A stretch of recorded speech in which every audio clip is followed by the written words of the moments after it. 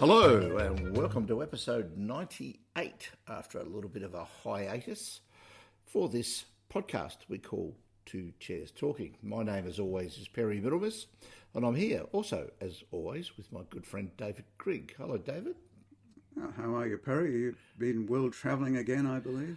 Oh yes, I've been out scooting around. You know how it is, David. We just basically can't keep sitting in one place for too long. No, I can't keep still for long enough. So, no, this was just to remind the listener that I spent 3 weeks in India just recently over the Cricket World Cup, but didn't get to any games. But it was the main topic of conversation between most of the people that I was speaking to, those that had any interest in cricket at all, and being India where it is practically a religion, just about everybody had an opinion. But that was okay. It was all good-natured, and it was all good fun, and I had an excellent time there. Did not get sick other than a cold that I picked up on the plane on the way over that I couldn't shake, until, of course, David, the Saturday before I flew out on the Sunday. So I had it for the full 3 weeks, but that was okay. It wasn't debilitating. It was just annoying. It's one of those little niggles that gets into the chest that just won't go away. But it was hot, humid, and very, very crowded. Yeah, I can imagine. I thought once when I went to Hong Kong that I had seen a vision of the future, but now that I've been to Delhi, I think I've seen another one. I think Delhi's just a bit too crowded and far too many cars and way too much pollution. And I'm not criticising, well, I'm sort of criticising them for that, but I'm not pointing out anything that hasn't been all over the news.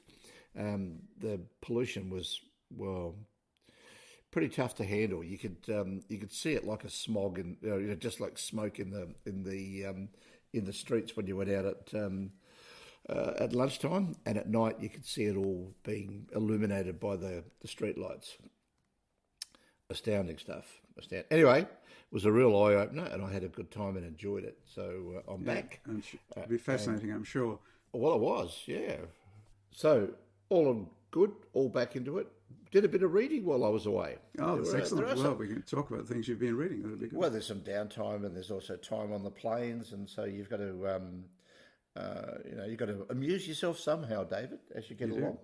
So that's good. How have you been? Oh, pretty well. We've had a few family events, like a wedding and so on. So it's been interesting and being a bit more social, really, lately, which is unusual for me. But there you go. So it's all good. Weddings are always good. Weddings, baptisms, arrivals of new children. That's always good stuff. You're all better than funerals, yes. Very much better than funerals, and unfortunately, as we get older, we end up going to more funerals than weddings. And I'd much prefer to do the exact opposite, because you may, some people might, sort of denigrate the great institution of marriage, but it's a day for celebration for people indeed. Committing themselves, regardless of whether it's a formal commitment inside a church or anything else. But even if it's just a sort of conscious coupling, shall we say, it's always it's always good. It's always good. Indeed. That's been good. Yeah. As long as they're not my own. I've only had one. I only ever intend to have one. I don't want to do it again, if that's okay. Yeah. There we go. Well, ours was good, I remember. Yeah. Okay. Well, what else have we got? Oh, we got some news. We got a lot of news because good. we've been away for about 6 weeks, so we've got a fair bit of news coming up here. Okay. So, first piece of news I'd like to mention is the announcement of the Australian Prime Minister's Literary Awards. There's been a lot of flack not a lot of flack, but some minor rumblings over this particular award over the past year or so, in that it used to be announced in early December, and enough booksellers basically got up on their hind quarters and said, well, we don't think this is a good idea because it doesn't really give you enough time to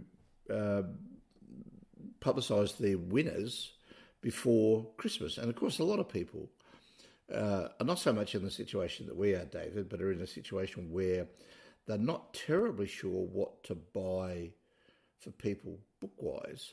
And so they look to the major awards that come out in any one particular year. And so they'll be looking for the Miles Franklin, which is mid-year, so that's okay.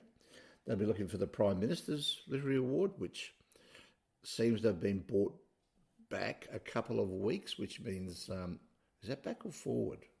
Anyway, I would have thought, anyway, so it's been brought back into November, as opposed to sort of letting it run through until mid-December. And that's good. But I gather the Man Booker Prize has not been announced as yet. So that's very late. And I don't know why that is. It's normally announced sometime in October. At least a month ago, I would have thought. But I haven't seen any news of it, and I believe it's going to be a week or two. Anyway, be that as it may, I could go on a rant about awards and so on, but they do have a place. They do have a place in people's knowledge of what's out there and what other people are thinking is of worth. And this year, the Prime Minister's Literary Awards, the Fiction Award went to Cold Enough for Snow by Jessica Owl. This is one that I reviewed earlier in the year on the podcast, and I said I thought was, what did I say? I think it basically said that it was okay. I enjoyed it, but it just didn't seem to go anywhere. The characters didn't seem to change from start to finish, and I thought that it could have been, better. Anyway, what am I to know? It's obviously done very, very well for itself over the last 12 or 18 months, so good luck to her. Children's Literature, Open Your Heart to Country by Jasmine Seymour. Don't know that one. No. Non-fiction, My Father and Other Animals by Sam Vincent. Great title. Sort of almost reminiscent of the Durrells, that one. Yeah, Gerald Durrell, yeah.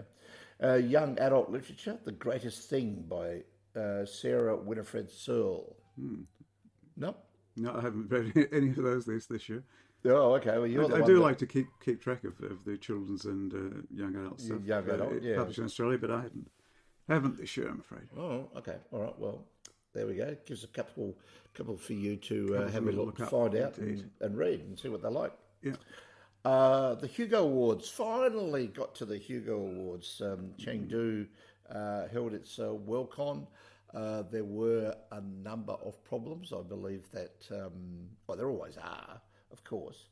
But here, some of the problems were that some people had to stay almost an hour's travel away from the venue, which is, not too flash. You really want to be a lot closer than that. Otherwise, there's no centre to the convention. The one thing that we always like to have, if we can, at a large science fiction convention is we like to have one place where basically it's sort of like a melting pot in the middle where everybody can walk past and come across each other, whatever they're walking around, or they want to stop for a beer or a glass or a coffee or something.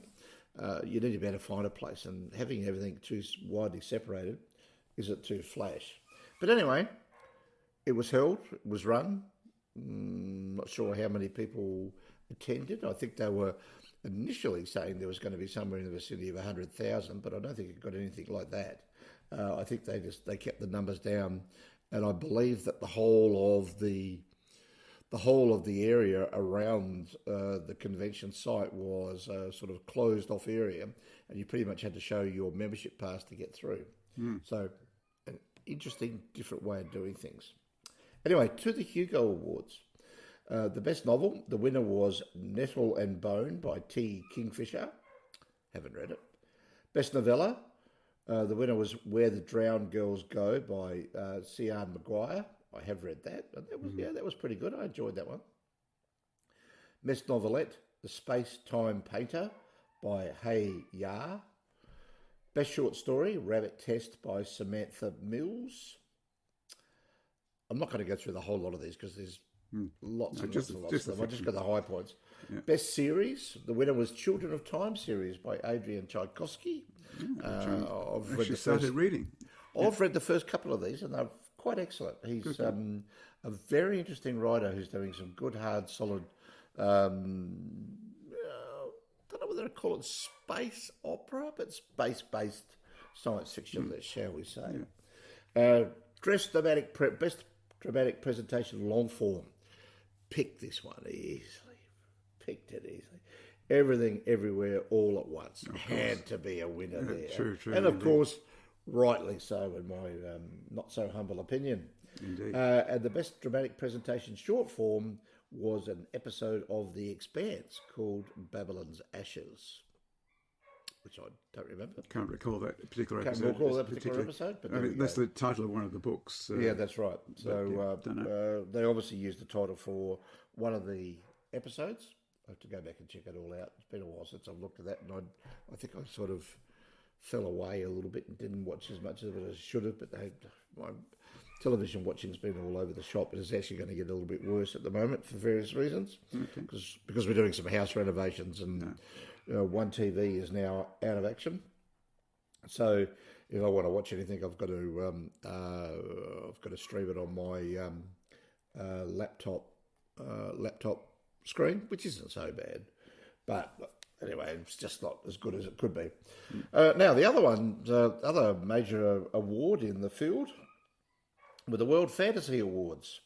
And the best novel here, the winner was Saint Death's Daughter by C.S.E. Cooney.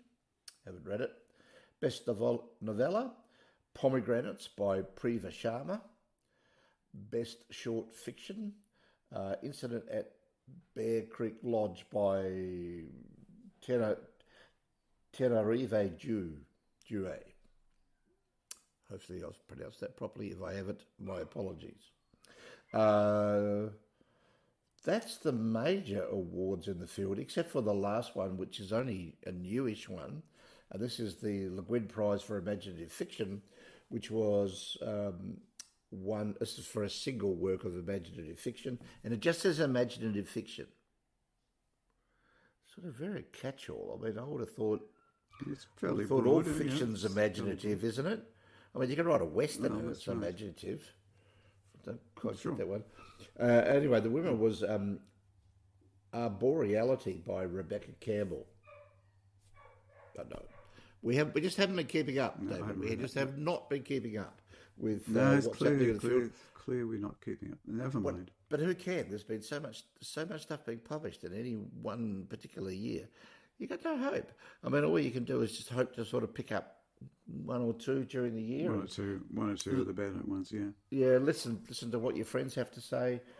Check out some of the review columns in magazines and over the internet, and just hope that you can get some idea about what's going on. Anyway, a bit of sad news though to go with the good news of the awards, and that is the death of Michael Bishop. He's been a major SF writer. Between 1940, he was born in 1945 and died this year in 2023. I've mentioned in the past, David, that there are vast areas of science fiction and fantasy where I have a complete and utter blind spot. Michael Bishop's one of them. I don't believe I've ever read anything by him. I've got a couple of his books, but I haven't read anything by him. His first story appeared in Galaxy in 1970, so that was when he was 25. He won a Nebula Award for No Enemy But Time. It was a 1982 novel. And he won a Locust Award for Brittle Innings, which is a fantasy baseball novel I've heard very, very good things about. And that was published in 1994. He won awards for other awards for his short fiction, and he was nominated for 8 Hugo Awards and 5 World Fantasy Awards. Wow. A lot of people have writing about their reminiscences of him have basically said not only was he a nice guy, but he also was a fantastic writer. So another one that I've got to basically go and try and track down and pull some of their books off the shelf, because I'm absolutely certain there's a couple of their books up there. So I just got to have to read them and catch up. Yeah. And that's me. I'm done for news. Have you got any? Yeah, I've got one, which is also a sad one, which is the death of A.S. Byatt, who died at the age of 87. Now, the AS there stands for Antonia Susan, and Byatt was her former married name. She published a number of novels to moderate success before she came to general notice with her novel Possession, which won the Booker Prize in 1990. As a matter of fact, Perry and I enthused about Possession in the very first episode of this podcast. Really? Yeah, we did. Wonderful book. That's at least a couple of weeks ago, David. I've forgotten already. Nearly 5 years ago. Yeah. Ooh-wee. But Possession is just a wonderful book. I've read a couple of other novels by her, The Virgin in the Garden and the children's book, which is loosely based on the life of the children's writer Edith Nesbit and her involvement with the Fabian Society and a couple of other connections like that. And that was also shortlisted for the Booker in 2009. So, yeah, it's a great loss. I may forget a lot of things, but I don't think I'll ever forget Possession. It's a wonderful, wonderful book. Yeah. Easily up there. If I was to make a list of my top 30, 40 books, it'd certainly be in there. I think it was just a tour de force, and fantastic that it actually came through and won the Booker Prize. And I'm glad that I know she didn't write. She wasn't really overly prolific. No, probably less than a dozen novels over the journey, yeah. But that's not bad. I mean, well, what do you want? Do you want 30 mediocres, or do you want 12 good ones? Oh, you want 12 good ones. Yeah. You want 12 good ones. Yeah. And if you get something like Possession, that makes up for a couple of mediocre ones, if there were any. And I'm not saying there was, but if it does, I would hardly recommend anybody listening to this particular podcast to go out and read it. Sure. Absolutely. Yeah, sure. It's a stunning piece of work. Yeah. The other thing I just wanted to add about A.S. Byatt is that she had nice things to say about the books of Terry Pratchett. And in fact, she wrote the foreword to his collection of short fiction, A Blink of the Screen. Oh. So there you go. Okay, well, that's pretty good, because most... Yes, a lot of literary writers, especially in Britain, sort of poo-poo fantasy, and I'm not sure why they do that, because... Most of the novelistic traditions that we adhere to these days started in that particular field, in some way or other. As much as you might want to believe in religious texts and mythology, they are a form of fantasy, and they carry on, and they just keep having an impact on people all the way down through the years. So there's something there about them, and it's not something that you can dismiss at all. Well, it's good, but it's good. It's good that she did actually write that forward for Pratchett's work. She and I've read a couple of other things of hers by where she sort of says good things about him, and other people too, of course. Good. Yeah. Good. All right. I think we're done for that. Our general natter and our news. So let's move on to what we've been reading lately. So I'll handball it to you first, David. And you can take the first free kick. The first free. Well, if you ever saw me try to kick a football, then that probably wouldn't be a good. Okay, well, let's not then. Let's just so you just get the ball rolling. I'll get the ball rolling. I can do that. Yes, I used to dribble along the ground. So there you go. We'll take it from there. Yeah. Okay, so I'm going to start with a book called All That's Left Unsaid by Tracey Lien. And this is a novel which won this year's Davitt Award for the Best Adult Crime Novel. Now, the Davitt Awards, as we've said a number of times before, are for the best crime writing by Australian women authors, and they often throw up some very good books, of which I wouldn't be aware. Sometimes, however, I don't think that the books that come up on that list fit very comfortably into the crime genre. For example, last year one of the nominees for the Davitt was Bodies of Light by Jennifer Down, which won the Miles Franklin Award. But I found that very puzzling to see it on the Davitt shortlist, as it really is not much about a crime, so much about a crime as a life story of a woman who was eventually accused of a crime, but of which she was innocent. So I thought that was a bit strange.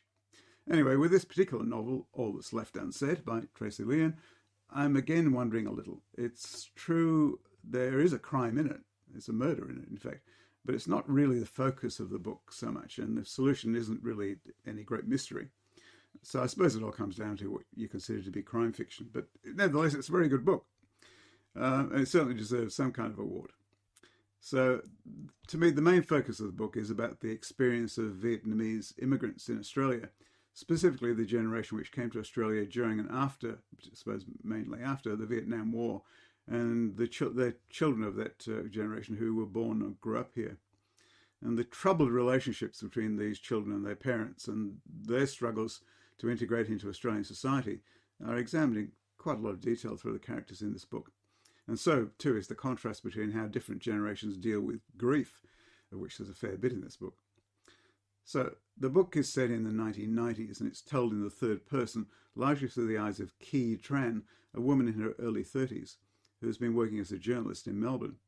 And she's just returned to her parents' home in Cabramatta in Western Sydney, where she grew up because her younger brother Denny has been killed. And he was brutally bashed at a restaurant called Lucky 8, not so lucky for him, obviously, where he was attending an after party after graduating from high school. And Ki naturally wants to find out what happened and why. However, the police don't have any leads because literally no one who was in the crowded restaurant will talk to them and tell them what they saw. Everyone, even the restaurant staff, claimed that they were elsewhere or were looking the other way or whatever. No one saw anything, it seems, but nevertheless a young boy is dead. So trying to process her grief and her deep feeling of guilt, she feels guilty because she was the one who encouraged her parents to let Denny go to this after party. Ki perseveres in trying to find out what happened to Denny. And this is a long and frustrating process because even though she's Vietnamese herself, for a long time no one wants to tell her anything. The community has sort of closed itself up, not wanting to admit that anything fundamental is wrong. But Ki becomes certain that Denny's death had something to do with the pervasive drug culture in the town, where heroin abuse was rampant. This apparently was the case in Cabramatta in those years. And she turns out to be right about that involvement, but not quite in the way that she imagined. Now, while Ki's investigations are going on, we get a number of interesting flashbacks, both to Ki's childhood and her relationship with her troubled best friend Min Le, or Minnie, to the lives of several adults born in Vietnam, and to the experiences of a Caucasian woman who taught Ki and Minnie. And through all of this, we gain a deeper understanding of the difficulties faced by immigrants from Asian countries as they deal with the outright racism and unthinking assumptions of cultural superiority from white Australians. I thought this was all very well written. It was engaging and informative. Definitely recommend it. Well, it sounds like the crime novels are now starting to spread their tendrils out into different parts of the Australian society, which could only be a good thing because it gives you a bit of a view about what some other cultures within the Australian community actually think and how they act. And so it's good. Sure. It's good. It's, and again, more writers the better. Although it makes it harder for us to keep up. But it is good to hear these and read these new voices that are coming up about things that 30, 40 years ago you never would have thought you would have a chance of reading. So I'm also going to deal with a crime novel as my first up. And this one's been around for a while. So the book is titled Beast in View by Margaret Millar. And it was the winner of the 1956 Edgar Award for Best Novel. It also appears on the Crime Writers Association at position number 76 and the Mystery Writers of America at position number 79 of their list of best 100 crime novels of all time. So it's always been up there and around and recognised as being one of the best. But very few people have probably heard of it, and I don't even know whether it's in print. So I've got myself a ebook copy, lucky enough to find one, and have read it. The novel itself is very deceptive. It starts really well. Starts with a good setup, which I'll explain in a minute, but then begins to peter out a bit in the middle, and everything seems very predictable. And then in the last, less than a quarter, delivers a powerful and intriguing ending that this reader didn't see coming at all.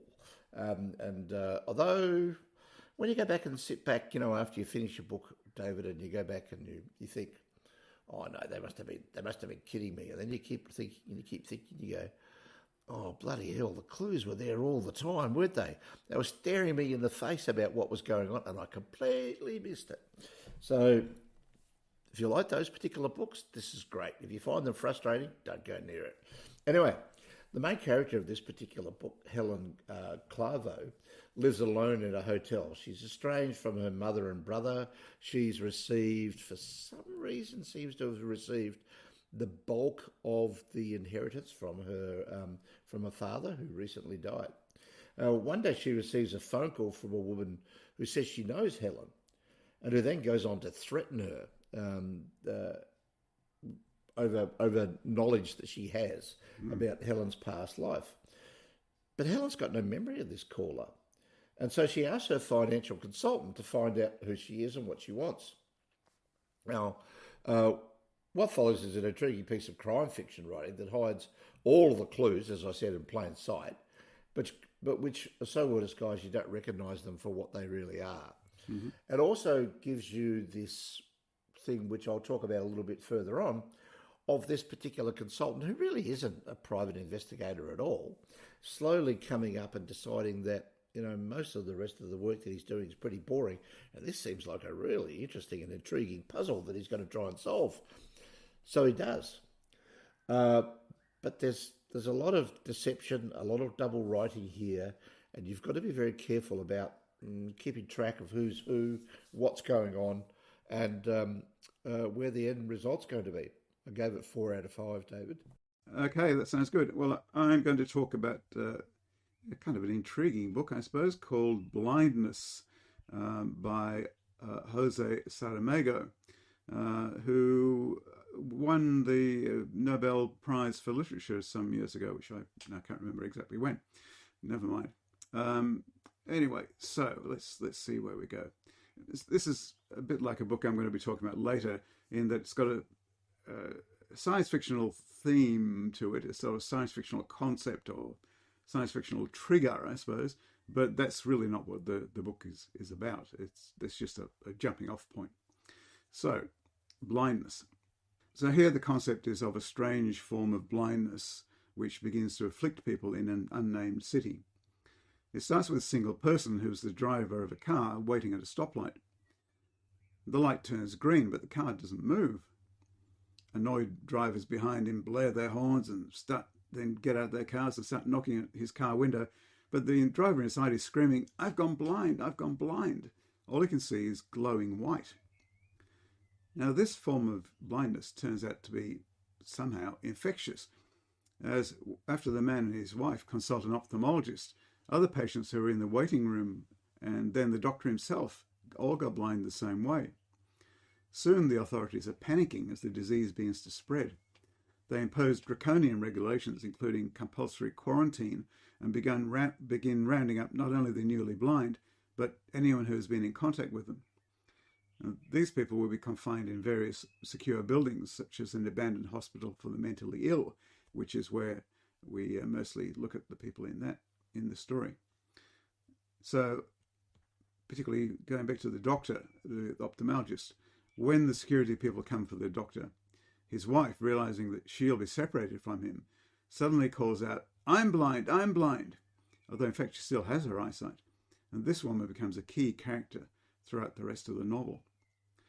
Now I say this woman here because Saramago uses a technique to help convey the strange atmosphere of the story, and that is that no character is ever given a name in the book.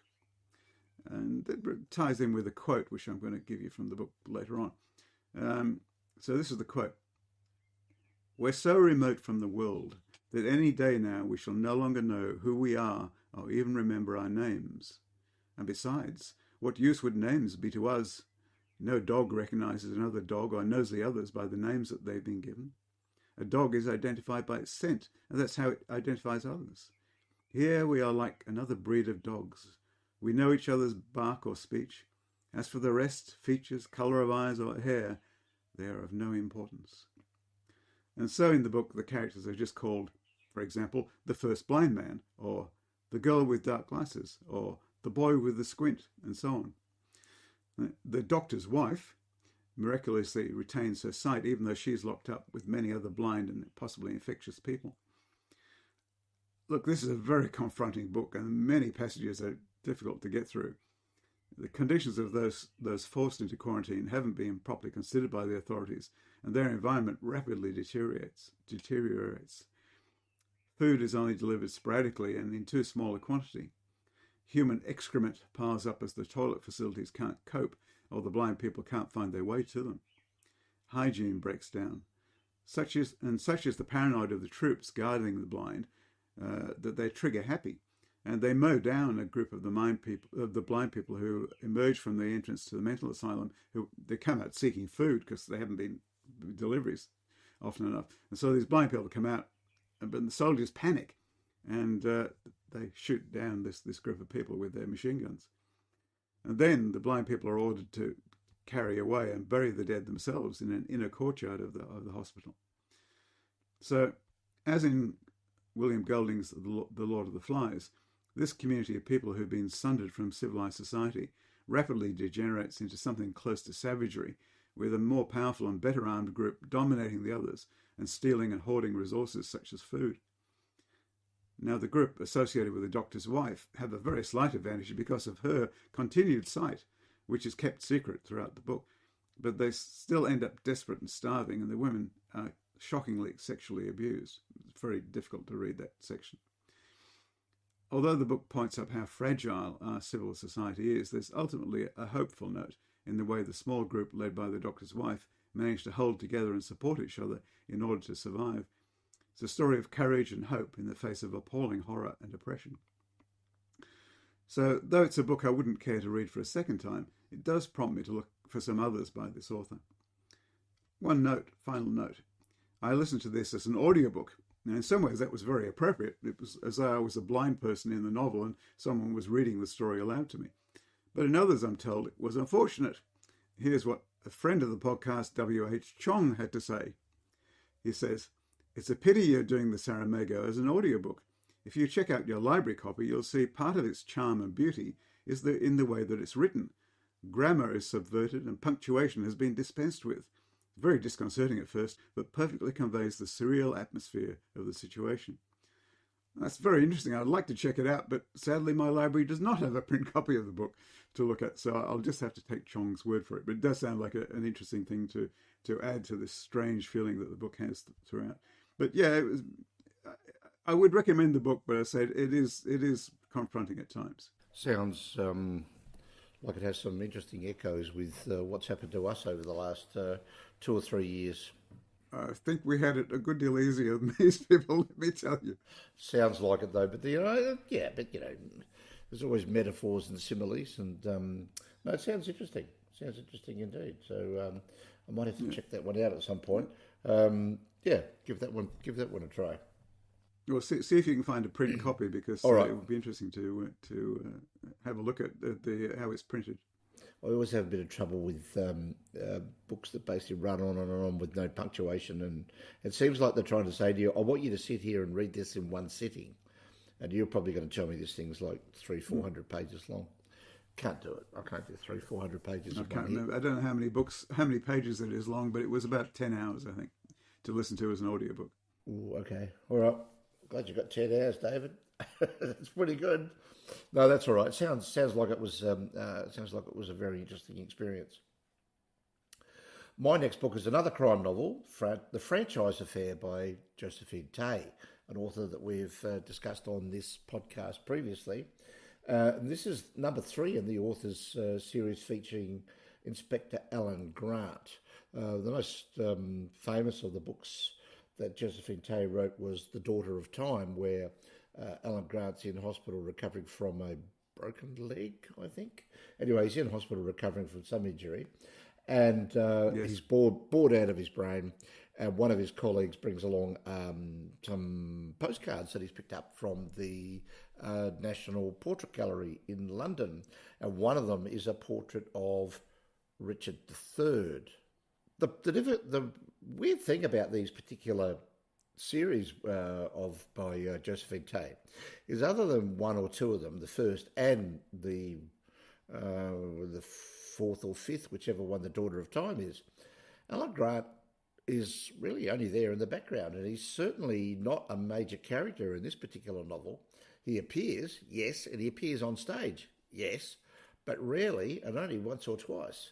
But she uses him as a sort of point where she can just move around from there and look at other things. So in this particular instance, this is another one of those books that appears on both the Crime Writers Association and Mystery Writers of America Best 100 Crime Novels of All Time lists. The Crime Writers Association is at position 12, and the Mystery Writers of America have it at position 81, which seems to be very peculiar in terms of a difference between the two of them. Anyway, but to this particular book, when a middle-aged woman and a mother are accused of kidnapping and beating a young girl, they approach their country solicitor, Robert Blair, for help. Now, Blair's originally reluctant to take on the case, but soon starts to find the whole investigation a welcome change from his humdrum legal practice. Now, if you think this sounds a bit like the same sort of setup as Millar's Beast in View, you're perfectly correct. There are the similarities here in that somebody who's in a bit of trouble goes to a person that they know. In Beast in View, it was the main character's financial advisor, and here it's their local country solicitor, and ask them to do the investigation for them because they're the only people that they trust. So here you have two separate characters taking on a PI, private investigator sort of role, and working through the case in a logical and rather entertaining manner. So it's quite an interesting little book. It's possible, though, to see this novel as being firmly seated in its time and locale, and it does have a few interesting things to say about greed and envy. But, I don't think it's one of the best of Josephine Tey's, and I don't think it's as good as Beast in View. I only gave this one 3.7 out of 5. It's an entertaining read and is quite good to basically read these in sequence to be able to see what Tey's doing with the work of the character. She had a lot of reputation of, while she was ostensibly writing crime novels, she really used them as a sort of form of sort of social experiment to have a look at social morals and mores and what was going on in society at the time. I rather like some of the best of the crime novels that we might have seen in the 90s and 2000s, the Henning Mankell's and Ian Rankin's, using crime fiction as a means of discussing social issues. Worth reading as part of her Inspector Alan Grant series. It's not as good as a lot of people think. It's certainly not the 12th best crime novel ever written by any stretch of the imagination. But it's still quite readable. Absolutely. I think I've probably read it a couple of times, actually. And it's got quite an intriguing premise in there. You held in suspense as to how did this particular girl get, have enough knowledge to actually make a credible claim against the two women who are the centre of the book. Oh yes, absolutely. Yeah, it works its way out. It's entertaining in terms of the way that Blair slowly but surely gets into the role of this analyst. And he really likes it. He actually starts thinking, well, this is far more interesting than the normal run-of-the-mill stuff that I normally would do. And he's quite happy to carry on and do it. Similarly with the financial advisor in Beast in View, exactly the same thing. It takes them out of their normal run-of-the-mill humdrum existence, and they suddenly have something interesting to do. Yep, indeed. All right. Okay, well, I'll roll on to my next one, which is The Conversion by Amanda Lohrey. And this, I have to thank Text Publishing for sending me a review copy of this, which I'm grateful for. Thank you very much. Both Perry and I think really enjoyed Amanda Lohrey's previous novel, which is The Labyrinth, which won the Miles Franklin Award in 2021. And the conversion has some similarities to that earlier novel. Both of them feature a middle-aged woman who leaves her home in the city to seek solace in a rural setting, and both have had traumas in their past. In the case of The Labyrinth, the protagonist has an adult son who has been convicted of negligent homicide and is in prison. And in the case of The Conversion, Zoe is reacting to the death of her husband Nick a few months previously. The Conversion is at heart about transformation, about seeking redemptive change in ourselves and how that can come about from an alteration of place and circumstance. On the surface, The Conversion is about Zoe's attempt to convert a deconsecrated church into a living space. But of course, it's just as much about her need to convert herself, to free herself from her past and transform her own life. So as the story opens, Zoe decides to purchase a church in a country town. It was her husband Nick's idea in the first place, this particular church. Nick had been obsessed with the idea of buying it and converting it into a place to live.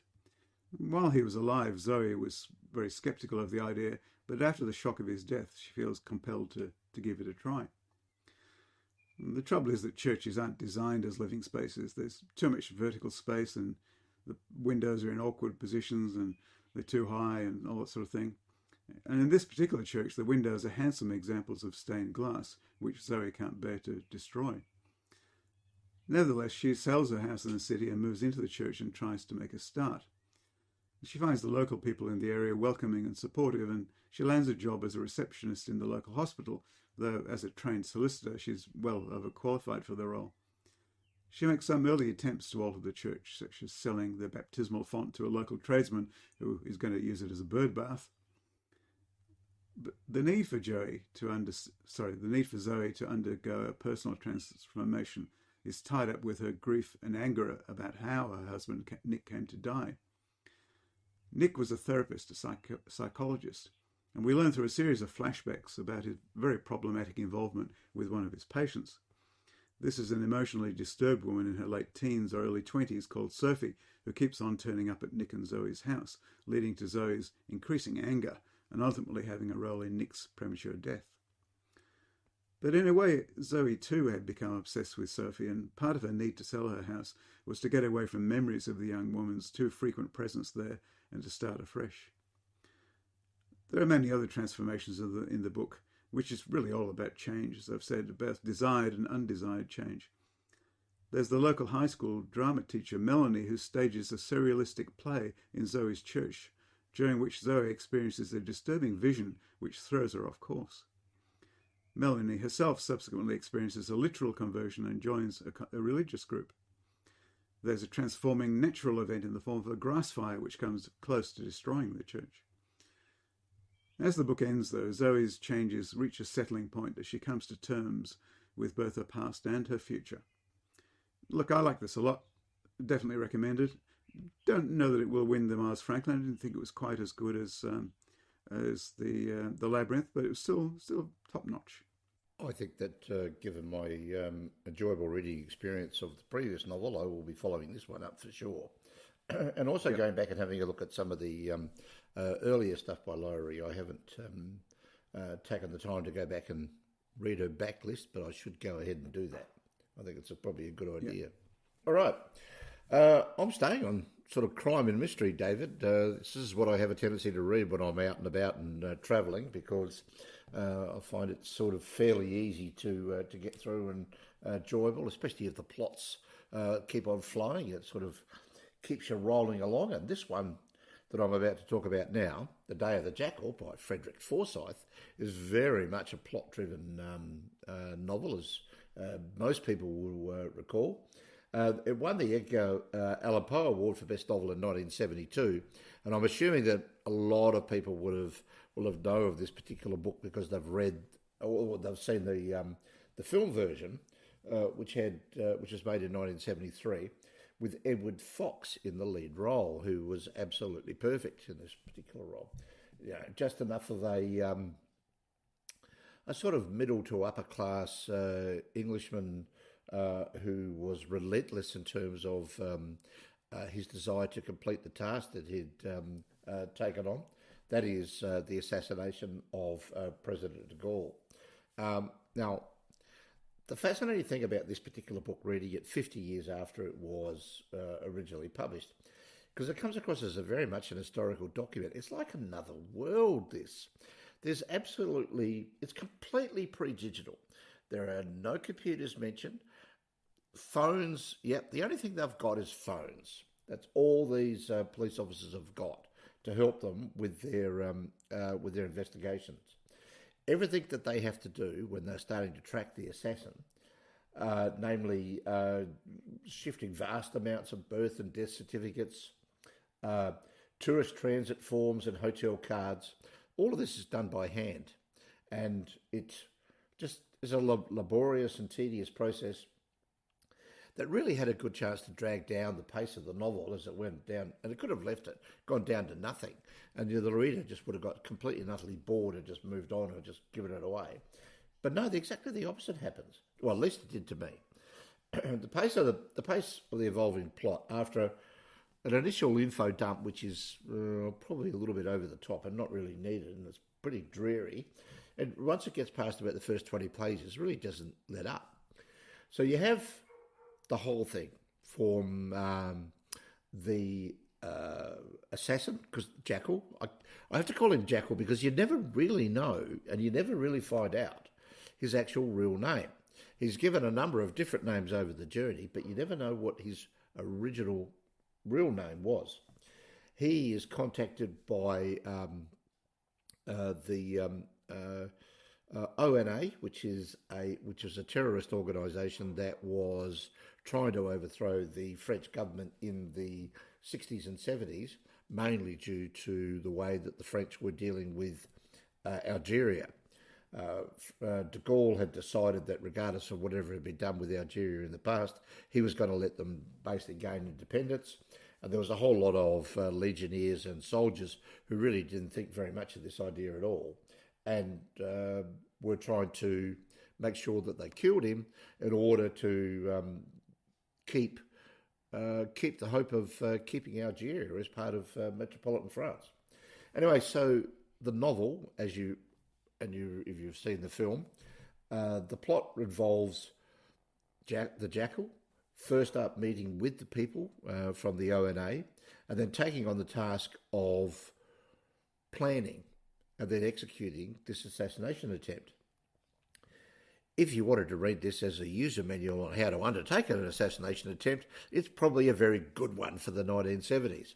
It's not going to actually work now on the basis that with all of the computer equipment you've got and that the authorities have, you wouldn't be able to obtain a false passport in exactly the same way. You'd have to use a different technique. But it's interesting because it goes into the details about all the deceptions he has to undertake regarding his travel arrangements, his identities, how he's going to disguise himself when he actually gets down to the point of making the attempt, where that attempt is going to be made, on what day it's going to be made. There's a heck of a lot of detail in this, but actually it's really quite intriguing. And all of it's good stuff. It just carries on and just keeps on rolling. And he's got a good technique, Forsyth, of not allowing you to dwell too long on one particular part of the story before he jumps over to somewhere else. So he almost leaves you in a type of cliffhanger. Not a cliffhanger where, it does actually happen on occasions and a couple of times where the authorities are starting to close in on him as he's travelling across France, heading towards Paris. But it's not as if they are actually trying to hammer down the door and then he just escapes. He is keeping ahead of them all the way right through. But there's enough of this jumping between one set of characters and another in order to keep you very, very interested. This is a good mystery novel and a good thriller, and it's rightly considered one of the best thrillers ever written. And I gave it 4.3 out of 5. If you haven't read it and only seen the film, I suggest you do read it. You'll think that it is the film was pretty much all they did was basically throw all the information into a screenplay and just sort of cut out a lot of the descriptions. And you'd probably be right, because it varies very, very little from the actual novel, but it didn't have to. It just, everything that you needed was right there, right in front of you. It's a great book. Really enjoyed it. Okay. All right. So I'm going to talk about my last book, which is Never Let Me Go by Kazuo Ishiguro. Now, Kazuo Ishiguro won the Nobel Prize for Literature in 2017. So it's actually the second Nobel Prize winner for literature I've been talking about in this particular episode. So there you go.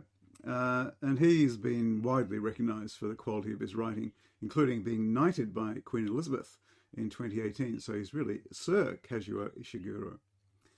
One of his best-known novels, The Remains of the Day, won the Booker Prize in 1989 and was adapted into a well-regarded film featuring Anthony Hopkins and Emma Thompson. And the book I'm talking about today, Never Let Me Go, was a finalist for the Booker in 2005. And again, rather like Blindness, there's no doubt that from a strictly technical point of view, Never Let Me Go is a work of science fiction. But I would argue that Ishiguro places its emphasis very differently than a genre author would. Though it does have a fascinating science fictional concept behind it, that concept isn't dwelled upon in itself, but it instead is used to frame a deeply sad story of love and loss, and to point up the fundamental sin, as Terry Pratchett once put it, of treating people as things.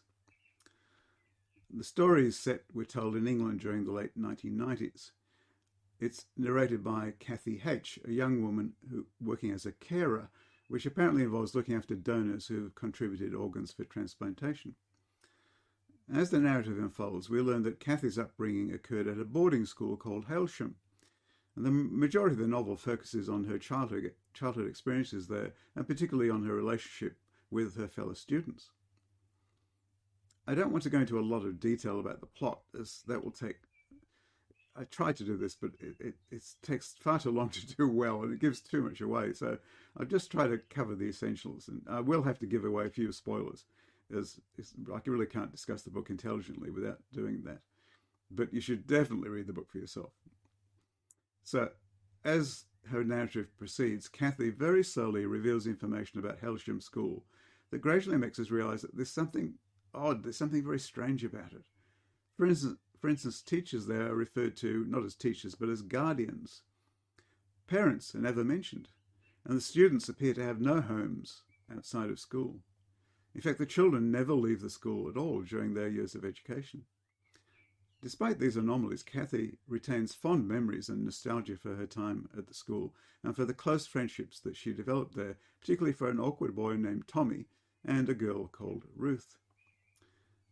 The students at Hailsham are taught from a very early age that their role in life once they leave school is to become firstly a carer and then a donor. Other occupations or experiences like travel are never going to be open to them. Nor it seems are they capable of having children of their own, though they can have sex. However, sex is discouraged until they leave school. Though there's a great deal of fondness between Kathy and Tommy, it is in fact with Ruth that Tommy eventually develops a romantic relationship, something that Kathy accepts, but not without great sadness. And the development and shifts in this triangular set of relationships is fundamental to the story.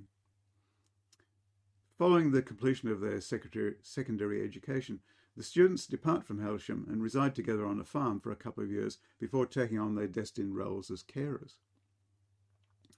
A few years later, the story takes on a melancholic turn as Ruth eventually becomes a donor and Kathy becomes her carer, despite having numerous other donors under her care. After Ruth's second donation, she completes, which I take to mean that she dies and that her entire body then becomes available for transplantation. In her final days, Ruth confesses to Kathy that she intentionally came between Kathy and Tommy in order to stop them being together. Now it's Tommy's turn to become a donor. However, Kathy manages to arrange to be his carer too, allowing them to finally establish a close and very loving relationship. But their love is doomed to be cut short, and they know it. By the nature of their existence, Tommy will keep donating until he too completes in the not-too-distant future. In a desperate attempt to extend the period of their love, Kathy and Tommy manage to track down a woman who'd been at Hailsham. From that person and her companion, they learn exactly why Hailsham, a few other similar institutions, had been set up. The book ends on a heartbreaking note. It's very sad. Look, this is certainly one of the best books I've read all year. Extremely powerful piece of work, deeply moving and thought-provoking, and fully deserving of the accolades, many accolades it's received. Highly recommended. If you haven't read it, go out and do it. Yes, well, it sounds fairly emotional to me. I've got to have to try and read it when I'm in a good frame of mind, I think. It's probably the best thing to do. It's sad, but it's melancholic. That is probably the right word for it. It's heartbreaking in a way, and the reason for these children to exist is heartbreaking. But you can see this kind of thing happening, and it's just well worth reading. Sad or not, you can't always read happy books. No, that's true. That is true. But yeah, okay. We'll go with that, shall we? That's probably a good way to end that. Yeah, we'll go with that. Yeah, okay. Well, look, I'm going to talk about a happy book.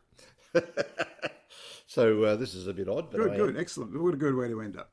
Yes. Well, this one's my last novel, which is The True Story of Spit McPhee by James Aldridge. This was the winner of the 1987 Guardian Fiction Prize for Children and the 1986 Ethel Turner Prize for Young People's Literature. Now, James Aldridge, the writer of this particular novel, was born in Bendigo and spent the early part of his life in Swan Hill, the town on which the main town within the novel, St Helen, is based. This is on the River Murray in the state of Victoria. Aldridge left Australia in 1938 to work as a news and then war correspondent in Europe and never returned to live in Australia.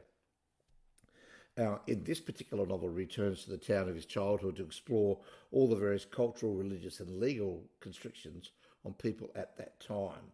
Now, this is set sometime in about 1930. Now, in 1930, or thereabouts, 8-year-old Spit McPhee comes to live with his grandfather in St Helen. Old McPhee is living in an old boiler on the banks of the Murray and adds an extension to the metal structure when first Spit and later his mother arrives. Old McPhee earns an income fixing clocks and watches for various townsfolk, and they're very, very happy with the work that he does, although he has some problems, which we'll learn about. But we also soon learned that Spit's father has recently died in a house fire somewhere else in the state, and his mother has been badly disfigured, which is why she's come to stay with them. She only stays at the house, doesn't ever go into town, doesn't ever leave the house, and doesn't talk to anybody other than her father and son. And it's only a few months later that she also dies from the injuries she received in that fire. So Spit is left to be brought up with his grandfather. For him, although he's now orphaned, it seems a perfect life for this young lad as he becomes very efficient at catching Murray cod and crays on the river and earning money by selling his wares door to door throughout the town. But his grandfather has a serious problem. From time to time he flies into a shouting, fitful rage, and only Spit can calm him down. One night when Spit is about 11 years old, it all gets too much for his grandfather, who burns down the house, destroying everything in it. This is the end for the townsfolk, as he's taken to hospital and it appears he will never recover. In fact, he collapses and he's basically either in a coma or unconscious the whole period of the time that he's actually in hospital. And so begins the major part of this particular novel. From Spit's earliest arrival in town, the local do-gooder Protestant woman has been circling around him trying to get Spit to attend church for his own spiritual well-being, and also get to local authorities to see that Spit is transferred to a boys' home in Bendigo, about 100 kilometres away, again presumably for his own good. She obviously believes that him living this sort of hand-to-mouth existence with his grandfather on the banks of the Murray is not what an 11-year-old boy should be doing. But neither Spit nor his grandfather will have anything to do with this suggestion. They basically want to keep the family structure exactly as it is. Now, Spit becomes friendly with the local Catholic family, especially the young daughter. This is just a platonic relationship in that she's rather shy, and he just sort of he just keeps doing what he's doing. She starts watching him, And Spit overall, although he's sort of a lovable larrikin, he's pretty good. He's pretty polite. He's well-meaning. He's not trying to destroy anything. He just wants to be left alone to enjoy the life that he's got. Anyway, so he becomes friendly with this local Catholic family, eating with them from time to time and ensuring that they always get the prime choice of the fish that he catches on Fridays. Now, after Spit's grandfather has his final seizure, in which he burns down the house, he actually dies in hospital. And the conflict between the two religious sides of the town comes to the fore as both sides seek to adopt the boy. First off, the Catholic family decide that really would be a good idea if Spit came and lived with them. But the Protestant woman decides that that's impossible because Spit's been baptised a Protestant. How can he be brought up in a Catholic in a Catholic household? That just makes absolutely no sense at all. Now, you and I, David, might look at this and sort of think, well, this is just ridiculous. But we're talking here about the 1920s and 1930s in Australia. And things were very, very different back then. Now, Aldridge has obviously written this as a semi-autobiographical novel, and the love he has for the township, his boyhood experiences, just shines through the text. And Spit's a lovable little kid. He's got an idyllic life, and it's only interrupted by the ambitions and desires of the adult world around him, and he's not sure how this all is going to work. He's willing to go to school, he's willing to do all those things that he needs to do, but he doesn't want people telling him what to do all the time when he's not having to go to school. Now, I remember back in the 1960s that there was a lot of division between Protestants and Catholics in Australia, in middle-class Australia at that time. And I'm sure this was well more prevalent back in the 1920s and 1930s. And even though it started to dissipate in the 1970s, you can still see the impact that it had all the way down through those years. So while, as I said, that a few people might consider that this book's probably overblowing and overplaying that religious divide in Australia, I don't believe that it is. I think that it comes across as a very good picture of what was going on in the cultural and religious issues of the time. This is an excellent coming-of-age Australian novel that resonates with me with a great extent. Having a childhood, no, I wasn't as carefree as he was, but I was living in the country at the time. You know, living in an area where you're generally allowed to roam as widely as you liked is a childhood that I will always cherish and feel grateful for. And Spit's spirit and enthusiasm for life is all the supporting argument you need for that idea. I liked this book a lot. I thought it was very good indeed. And I also have to commend Chong, because this is our friend W.H. Chong. This is also published as part of the text classics of Australian novels. And Chong has produced a cover for this particular novel depicting Spit as a young Ned Kelly with a big Ned Kelly mask, and I think that was a stroke of genius. It's absolutely perfect for this particular role. This is a wonderful book, and I absolutely commend it to everybody. I gave it 4.3 out of 5. Oh, very good. All right. Well, I think that's got us covered, has it not? I think we've done everything we've been reading recently. Oh, I think it has. We've had some internet problems throughout this. We have. This recording. I'm not where I'm normally supposed to be in the house, and I'm not really getting a very good signal down here this afternoon. I'm not terribly sure why, but it hasn't been terribly good today. So it's taken us a fair while to record this, and we're probably going to get a few jumps here and there, David, when you do your editing. But hopefully it'll come through, and we've got all the bits that we need. Okay, so yes, we're still having a few of those internet problems. So David and I are looking at each other and wondering why one's not talking and the other one is or isn't. So we'll finish up here and leave it this particular episode as it stands. Hopefully it stands with something comprehensible. It will be. And we'll see everybody in 3 weeks' time. And we'll see you then. Okay, bye.